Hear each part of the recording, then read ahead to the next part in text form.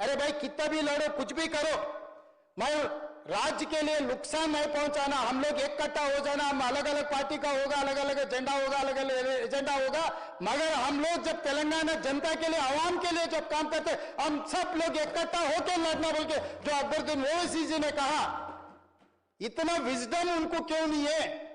हम सरकार में हम कुछ कर 10 साल आपको मौका दिया, आप कुछ नहीं किए। 2 साल से हम कोशिश कर रहे हैं पानी लाने के लिए, परमिशन लाने के लिए, क्यों हमको मौका नहीं दे रहे? हमको बार बार बेइज्जती करने के लिए तुम शल्य सारथ्यम जो कर रहा है, क्यों कर रहा है? किसके लिए? किसके मेहरबानी के लिए? क्या बोलना चाह रहे हैं चंद्रशेखर राव जी?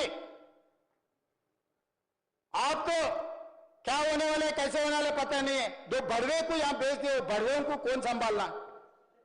ऐसे बड़वे को क्यों इधर लेगा के छोड़ दिए? समझाओ उन लोगों को, सिखाओ कुछ उन लोगों को।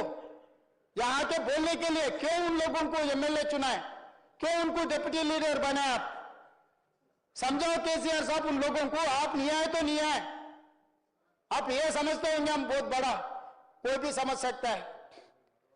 मैं 30 को मारता हूं, 35 को मारता हूं, कोई भी समझ सकता है, मगर मैदान में आए तो पता लगता ना। दिसंबर 7 तारीख में, नवंबर 30 को पता लग गया ना 2023 में कौन पहलवान है, कौन मच्छर पहलवान है, कौन किसको मारा, पता लग गया ना 2023 दिसंबर में। उसके बाद 2024 पार्लियामेंट में पता लग गया ना। उसके बाद सिकंदराबाद कंटोनमेंट में, जुबली हिल्स में, परसों सरपंच इलेक्शन में भी कौन पहलवान है, कौन मच्छर पहलवान में, सबको पता लग गया ना। आगे भी देखेंगे, म्युनिसिपल आ रहे हैं ना, म्युनिसिपल चुनाव में देखेंगे। मगर राजनीति अलग है, तेलंगाना जनता के हक अलग है। वो पानी का हो, पैसे का हो, जीने का हक हो, हम लोग सब इकट्ठा होकर हम लोग आगे जाना है। इसीलिए आज हम लोग, उत्तम कुमार रेड्डी जी कुछ रेजोल्यूशन बनाने वाले, मूव करने वाले, इसमें हम लोग सब एक होकर एक ही आवाज सुनाने के लिए हम लोग उन लोगों को बुलाए। वो नहीं आए। इनॉर्मस रेजोल्यूशन के लिए सब पार्टियों को हम कॉन्फ्रेंस में लेने के लिए, रेजोल्यूशन उत्तम कुमार रेड्डी पास करवाने के लिए आज हम कोशिश किए। आप भाग गए। दिल्ली में बोलेंगे भाई बीआरएस साथ में नहीं है, बीजेपी भी साथ में नहीं है।